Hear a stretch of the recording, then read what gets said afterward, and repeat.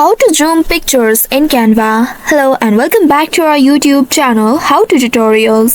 In today's video, I'll show you how you can zoom pictures in Canva. To do so, first of all, you'll need to open any web browser of your choice on your device and in the search bar type in canva.com.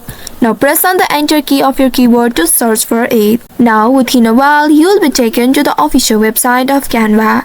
Here ensure that you are logged into your account. Once logged in, you will land on this home page. Now from here, you can click on this upload button right here or click on this custom size to create a new canvas. Simply click on it and then here you will need to enter the width and height of your canvas.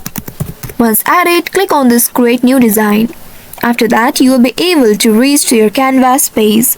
Once you reach to this editing page, now to add a photo or picture, you will need to click on the upload button from the left sidebar.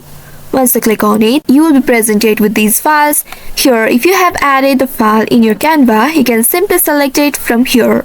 If not, you can also click on this upload files button at the very top at the left side and then upload a file from your device. Here I am going to select the image from this Canva.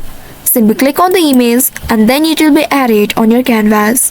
Now, in order to zoom, you will need to simply drag the circular handles at the corners of the image outward to zoom in and make it larger. It will help you to crop the image to focus on specific areas. You may also simply click on the image and drag to adjust which part is visible within the frame. If needed, you may also add transition to create zoom effects between the slides. For that, you need to click on this animate option at the very top. And then from here, you'll need to scroll down at the left side and then click on this photo zoom option. This will help you to adjust the timing for smoother transitions.